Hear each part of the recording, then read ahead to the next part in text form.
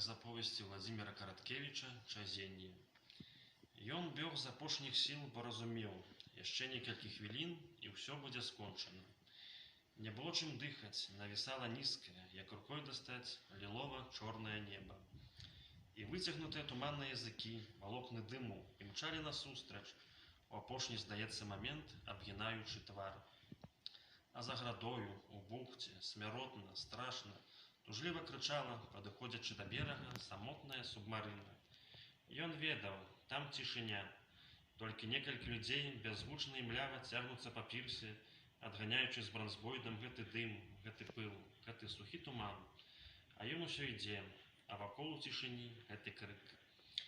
Яны беглі не таму, што небяспека пагражала ім адным. Невядомая пагражала ўсім, і яны імчалі, каб папярэдзіць людзей. А людзі былі ў тым будынку наперадзе, на самой градзе ўзгоркаў, там, дзе яна абрываецца ўніз, да мора.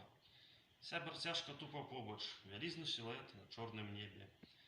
Гэта быў дзіўны, няветлівы, змрочны будынак, увесь як крыштал, ці то палац, ці то замак. Сябар не ведаў, што сявярын бяжыць да гэтага замка не проста таму, што там людзі. Сярод людзей была жанчына, страх за якую раздзіраў сэрца. Папярэдзіць, і тады яна, усе яны схаваюцца і, можа, выжывуць.